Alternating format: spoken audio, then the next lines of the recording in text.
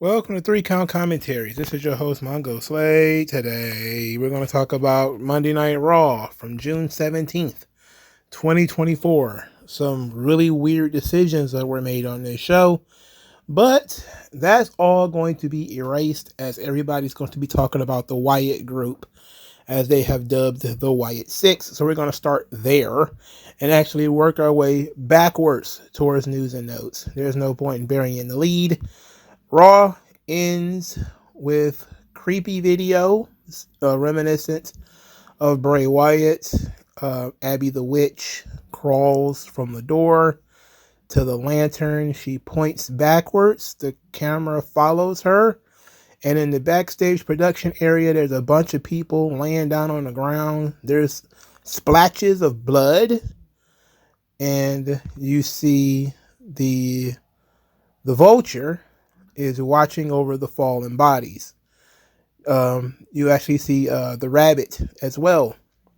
Rambling Rabbit. He's there. He's got a hammer with the word help on it, which is badass. That's a badass weapon right there, brother. They continue. You see Huskus the Pig Boy. He's wearing, it looks like a gas mask. It's supposed to be like a pig snout, but it looks like a gas mask. And ultimately, you do see Uncle Howdy walking through, and this is where before you see Uncle Howdy, however, you do see Chad Gable with a gigantic hole in his head, and there's blood coming out of his dome piece. So somebody stabbed poor Chad Gable in the brain. But then again, he kind of earned it the way he was acting on this show, right? So they walk, and when they gather, they say, "We're here," and turn the lights out, and the show is over. So they killed everybody. It seemed highly problematic that you would kill the entire Raw roster and then some of the people in production. That's not nice. I don't think you should do that. Everybody, of course, is going to start guessing, but I think it's pretty obvious at this point that Nikki Cross is going to be Abby the Witch. Joe Gacy is going to be Huskus the Pig Boy. And Dexter Lumis is the Vulture. And Ramblin' Rabbit is probably Eric Rowan. Now, I'm not a good snitch. I would not be able to pick anybody of these people out of a lineup. But Dexter Lumis, very significant tattoo on the left shoulder that is basically just a big black splotch, and that pretty much gave it away.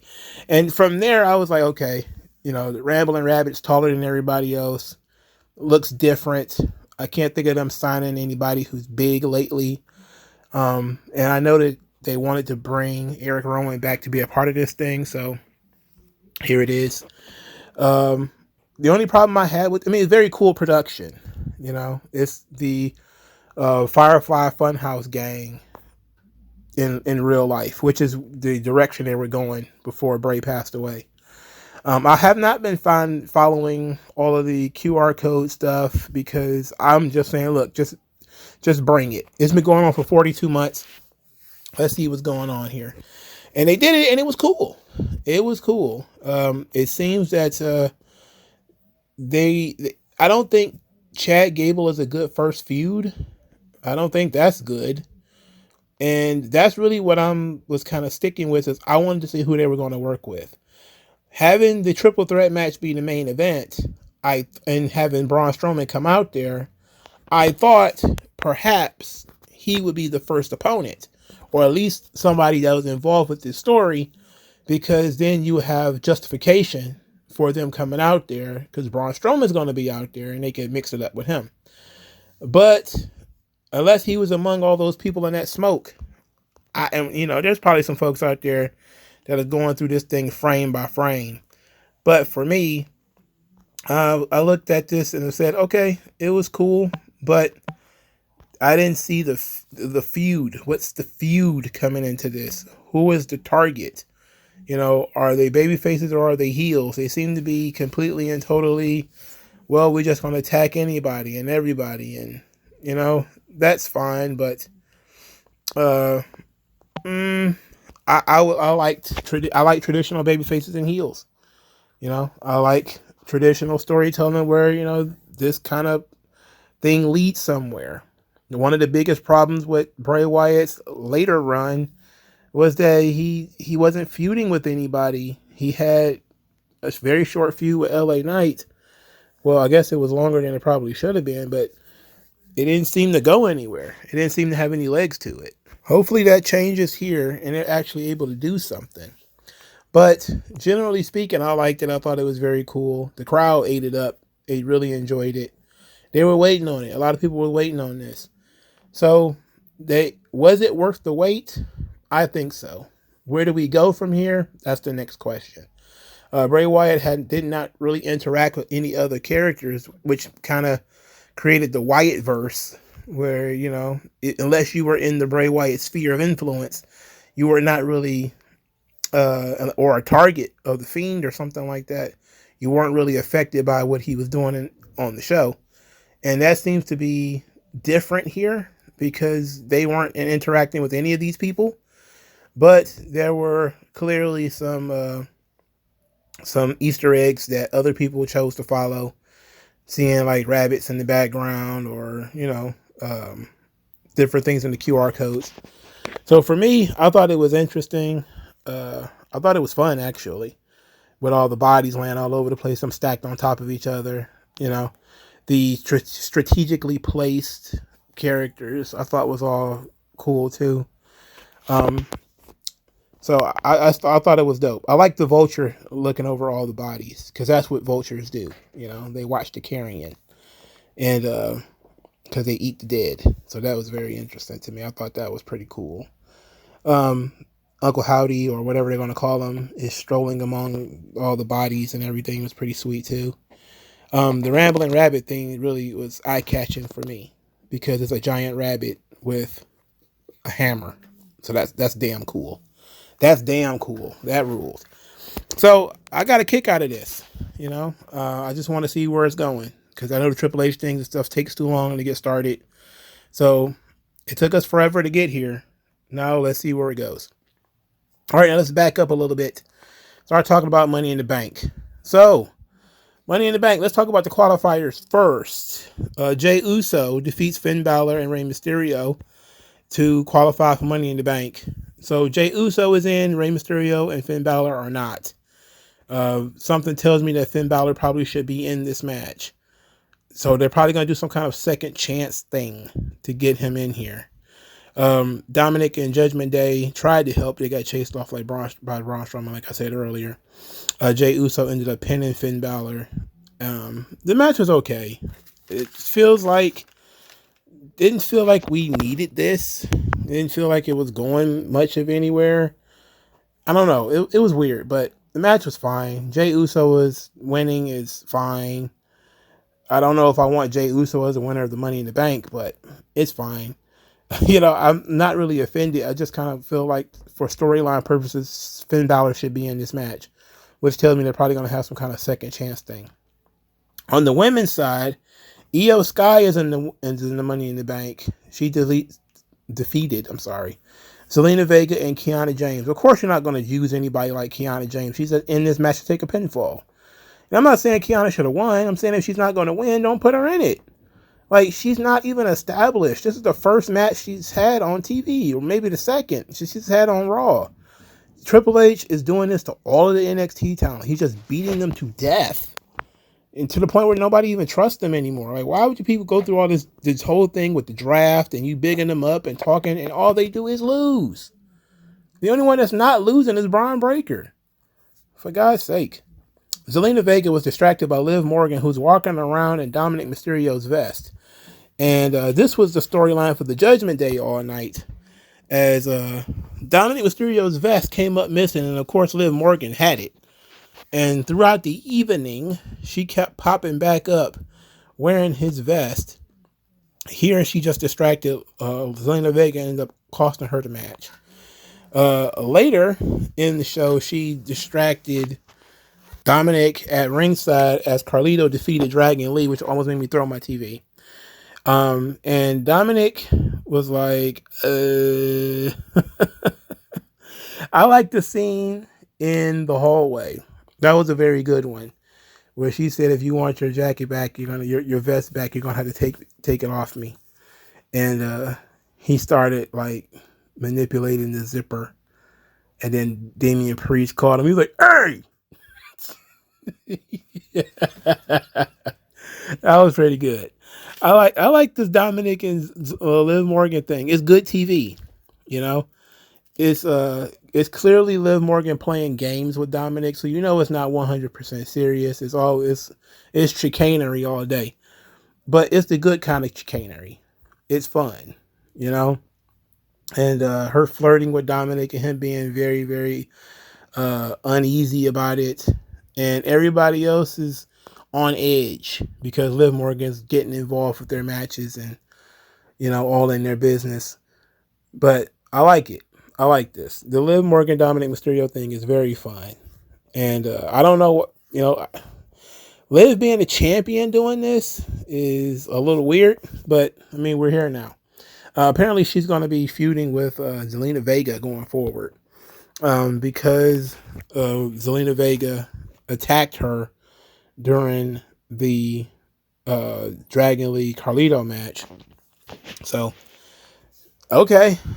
I'm not against Zelina Vega being a top contender for the women's title. I wish that people wouldn't lose so much when you try to make them a top contender for a belt. Or at least you could use them and then they not lose 100 matches. You know, all of that would be very, very nice. But we're not getting there when it comes to the Triple H book, and it's just highly unfortunate. So, Judgment Day stuff, at least the Dominic and Liv Morgan stuff is fun. The rest of Judgment Day, I'm just kind of shrugging. I don't know why Carlito's still around, man. Dragon Lee, again, you're in the same, but this guy got screwed out of a match at WrestleMania. And that was 2 months ago. He's just now trying to get revenge and he lost. Does that make him somebody? And he lost to Carlito. Bro, Carlito barely wrestles on this show. Oh, whatever. Everybody's going to tell you straight up and down. The interesting bit is a very interesting bit. And it's very timely, I would think. I was looking at PW Insider. They had a Q&A, and Q&A guy asked Dave Shearer, hey, I heard that, you know, Dave Shearer, these questions are kayfabe and everything, but whatever. Question a guy asked whether Triple H is getting the most out of, like, Braun Strowman. Like, he brought him back, and he's not, you know, doing much of anything. Like, do you feel like Triple H is getting, you know, his money's worth? And Dave Shearer was like, oh, I'm just glad Vince is gone, and of course he's getting the most out of Braun Strowman. He's getting the most out of everybody. Everybody's benefiting. And I'm like, not these NXT talent, they aren't. I'm looking at these people just get beat every week. You know, it's just Triple H is pushing the same people that for starters that were being pushed under Vince. And then the same people he was pushing in NXT Black and Gold.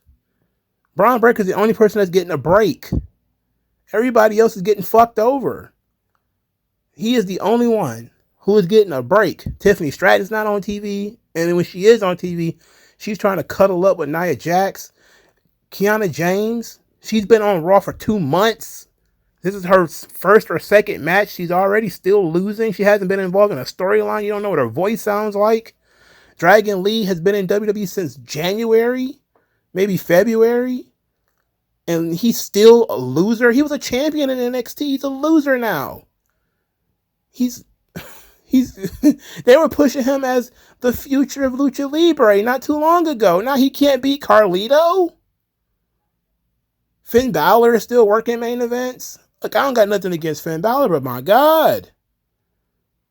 I mean, who is new and getting a break here? Braun Breaker, that's it. Everybody else is getting stepped on. And don't give me Gunther either, because Gunther was being pushed under Vince. So, and don't give me Otis. My God, let's talk about that. Because some people seem to think that, you know, Triple H is making Otis popular. Like, what? Otis was over 4 years ago. You know, like, Otis was over 4 years ago. Anyway, so Chad Gable went up to Adam Pearce to ask for another Intercontinental Championship match, which, of course, he was told he had started at the back of the line. Chad Gable wants to fight anybody, doesn't care who it is. Ends up being Braun Strowman. He ended up losing in dominant fashion, but it wasn't quite a squash match. So Chad Gable, you know, 16 months and as the Intercontinental Champion, #1 contender in this storyline, just gets absolutely crushed by Braun Strowman in a non-title match, in a non-contenders match. He just looks like an absolute goof. After the match, he once again berates Alpha Academy. Maxine Dupree stands up to him as she is protecting Akira Tozawa. Chad Gable takes her crutches and throws them out of the ring, forces her to go and get them. Then he pushes Tozawa, and then Otis takes up for Tozawa. After he smacks Tozawa, Otis steps up. Otis shoves Chad Gable to the ground.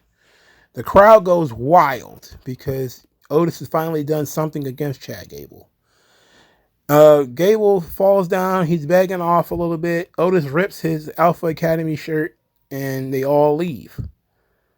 Later, Otis is backstage packing his bags. Chad Gable is upset, saying, "Hey, I didn't tell you guys to do that. Who do you think you are putting your hands on me?" And they're packing their bags, and Otis says, "We're done." And they're walking out. And Chad Gable's like, "You're done. I tell you when you're done. And I say you're done. All of you are expelled." And I wrote down literally like, that's it? You built up all of this for Otis to shove him once and then grab his bag and leave? That's it? You know, that's it? He's not like on a clothesline, on power slam him, nothing like that. In a backstage segment, you can't tell me that that's all this is going to be. To drag this to this point, and all they're going to do is a backstage segment where Otis packs his bag and leaves, and Chad Gable gets the last word. Like, you're expelled, you're out. You know, like, come on, bro. No way. There's got to be more to it than this. So I would imagine it's probably going to be some kind of Chad Gable apology or something. He's going to rope these guys to get back in. Because it literally doesn't make any sense to do this thing the way that they've done it. And if this is the end, and it can't possibly be. And I can tell you that they're being subversive, which is interesting storytelling.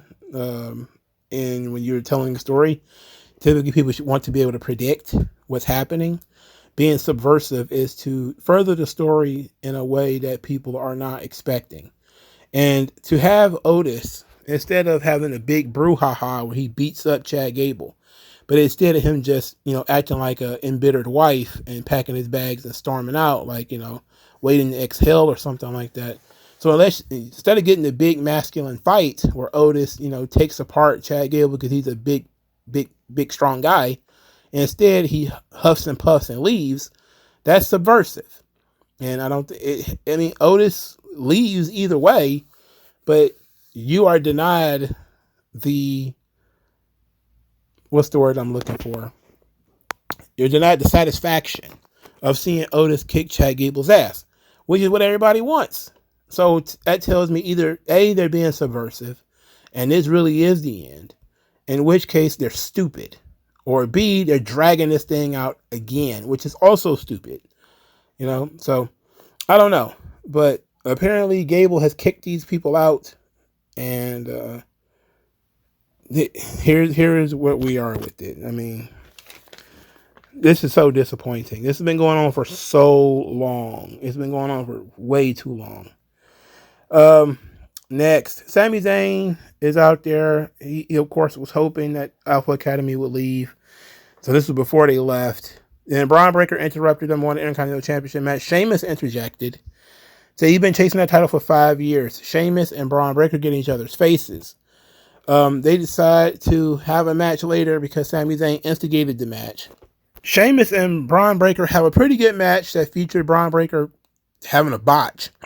He fell off the second rope, botched his Hurricane Rana, but he didn't let it distract him at all, didn't let it bother him at all. He immediately got back up and continued doing what he was doing. He acted like the botch didn't even happen. The match is thrown out with Ludwig Kaiser attacks Sheamus. Sensible finish. Braun Breaker just basically lets it happen for a little while. And then Ludwig Kaiser goes for his around the world drop kick into the stairs. He's been doing this a couple of times. So he goes up the ramp and then he comes running towards Sheamus, who is near the stairs. He gets absolutely destroyed by Braun Breaker's spear because he did cost Braun Breaker that match. So that was excellent. That was a great spot. Hell of a spot. Then Braun Breaker gets in the face of Sami Zayn. They're yelling at each other and shoving each other. And referees and everybody is holding them two guys apart. That's great. That rules. The Braun Breaker stuff was good. Sheamus being mixed in was good because Sheamus is another, like Ilya Dragunov, another tough guy who can take damage and can give damage and make Braun look good. You know, Braun slipped on the ropes. It happens. I don't think the ropes was loose this time. I think he's just botched it. So, this looked good. The setup here is likely for some kind of triple threat maybe at Money in the Bank, which I don't like because we have a bunch of triple threat matches leading into it. So I'm not a big fan of that. But it seems like they're setting up for a triple threat or a fatal four-way of some kind at Money in the Bank because heavens to Betsy, Braun Breaker might get a one-on-one match and, fucking win the belt because it's not like Sami Zayn needs it or should have it or anything of that sort. I'm not saying, I know you don't want to rush it, but don't put him in this situation unless you want to tease putting the belt on him. I actually wouldn't be against Kaiser winning the title either. I think one of the two of them should win it. Go ahead and make somebody. Sami Zayn doesn't need this belt. He really don't. Next, the League of Lesbians got into it with the Scottish girls. This was only notable because Shayna Baszler was talking about the ropes at Clash at the Castle because, Jade Cargill slipped on the ropes. And somebody noted that, AJ Styles was warned about the ropes early in the night. And apparently, they were not fixed by the time the women's tag team match got into the ring and Jade Cargill slipped. Well, once everybody noticed that, they were like, oh, okay, well, Jade, there was a mistake that happened. Well, then Shayna Baszler on Twitter says, well, Zoe did 3 springboards and it turned out just fine. It's a skills issue. And so her and Jade Cargill was going back and forth on Twitter. And I thought, that's interesting. Well, she's not Zoe Stark. Zoe Stark is, a great athlete. But she's got the personality of a wet t-shirt. And not even a wet t-shirt on herself. Just a wet, damp, moist cloth. Just how much personality she has. So she can do as many springboards or how many loose ropes she wants. She's no good. Nobody wants to see her. She gets the same reaction as a cancer diagnosis. Nobody cares about this girl. And it's unfortunate because she is talented. She's fast. She's athletic. But when it comes to talking, she makes me yawn. So they're threatening to beat up the Scottish girls. I'm just going to not watch that because why would I? Speaking of tag team match nobody cares about, Dakota Kai and Kairi Sane were defeated by Casey Carter and Katana Chance, Casey Squared, who I don't think they got an entrance. Whatever. Lyra Valkyria came out there to help Casey Squared because damage control is a thing. Damage control loses, and EO is still mad and says damage control has to change or she's going to change it.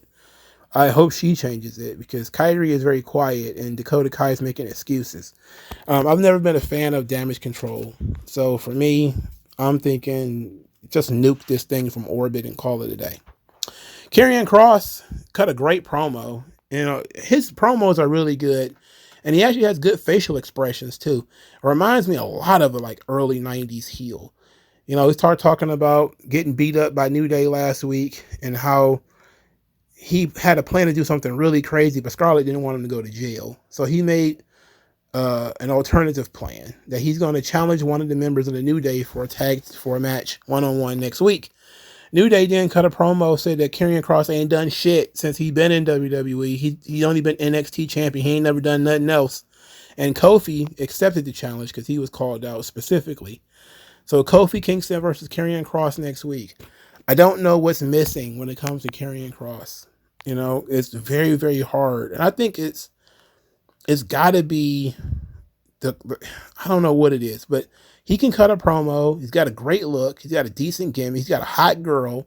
Why is this guy not getting no reaction? And I think part of it is the way he's utilized on the show. He's just not featured. Nobody cares about what he's doing. And so nobody cares. And it's a similar thing with Brian Breaker. Like, he hasn't getting a reaction either. And people are like, well, it's the theme music. And I think that's part of it. But I don't want to blame the lack of reaction on the theme music. I think also it's a generic thing.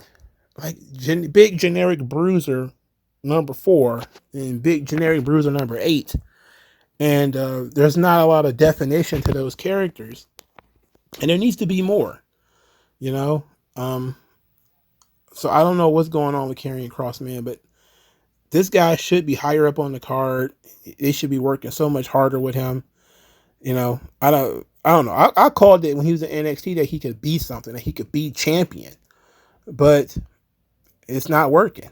You know, like for the first time in a long time, I'm looking at somebody that I thought was going to be the guy, and it's not working, and the crowd is kind of like, eh. And I'm like, damn, what's going on? What's wrong? And I can't put my finger on it. I'll figure it out eventually, but nobody else is seeing it right now, so it is what it is. Maybe it's because Triple H is not forcing it like he forced, like, you know, Chad Gable and, you know, the rest of these people on us. But I don't know. But this only leads to 2 segments. One segment, Drew McIntyre. He comes out and everybody expects him to rant and rave. He does the opposite. Instead, he quits WWE, says, screw this company, and leaves. Triple H and Adam Pearce backstage try to talk him out of it, but he's frustrated. He's done. He's out of here. He's leaving. And somebody somebody on Twitter, I should say, posted a placard of all the championship matches he's had for the last 2 years and how many of these matches he lost. And, you know, he lost pretty much all of them, with the exception of the match that he won at WrestleMania this year. And that made me say, I absolutely do not want to see Drew McIntyre wrestle for the title anymore. I mean, bro, do you want to know what fucked my head up? He lost to Lashley. And I fucking forgot Lashley was even the champion at WrestleMania one time. Like, you go back that far, it's been 2 or 3 years. Because Lashley ain't done shit in over a year. And McIntyre's he wrestled Seth Rollins 100 times and lost. It's the same thing they had with Chad Gable. It's like, bro, they just beating this guy to death. I don't want Drew McIntyre anywhere near this belt. So instead of doing the ranting and raving, they decided to subvert expectations and have Drew McIntyre quit. Now, CM Punk is going to show up in Chicago because, well, why would he want to show up on the show he's actually supposed to be drafted to?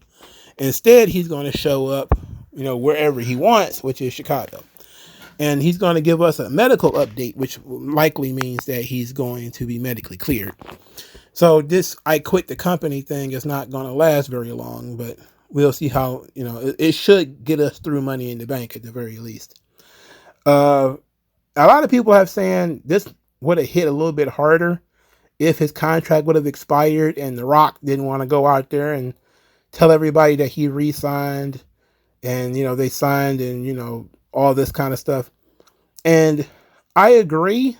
At the same time, you can quit new contracts. You know, you can quit any contract you want. So just, you know, you got to wait till the end of your contract before people will believe that you really quit. Like, no, you can quit whenever you want. That's the thing. That's the beautiful thing about jobs. You know, nobody can force you to go to work. You can say, I ain't coming back. What are they going to do? They going to pay you to sit at home? Or are they going to end the contract? Give you that sweet breach of contract. You might cost you some money, but you don't got to go. You say you don't want to go, you ain't got to go. You know? So, I really don't like the subversive element. And that's what they've been doing with Drew McIntyre. Like, you know, Vince saw him as a big badass because he's a big badass. He got like 6'6", jacked, you know, so he wanted him to be like this tough bruiser, you know, superhero kind of character. And Triple H has turned him into sort of a, what is the word I'm thinking of? It's not whiny, but it is kind of whiny. He's snarky, and he's a Twitter troll and all this kind of stuff. So it's very subversive. That, this is the kind of character you would give to somebody who is much smaller and like a Grayson Waller kind of gimmick. Like you would expect somebody like the Miz or a Grayson Waller to come out there frustrated and just quit and walk out. Not somebody the size of Drew McIntyre with the strength and the pedigree of Drew McIntyre. You were like, I quit the company. I'm too frustrated. I can't deal with this anymore. It's like, what? Like big Conan the Barbarian looking motherfucker. Like, I quit. I don't want to do this anymore. Like, what? Okay. I mean, look, just because you can do something doesn't mean you should do it. Not everything needs to be subversive, as far as I'm concerned. So they're trying with Drew McIntyre. They're trying to do something different.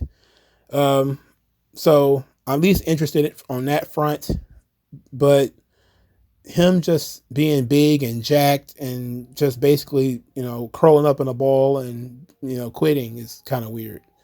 It's very weird, but they've set the story with this character already where he's a whiner and a crybaby. He's basically like Bret Hart in 96, where, he started out as a good guy and he got screwed over, and now he's, very frustrated and full-blown heel, and things still not going his way.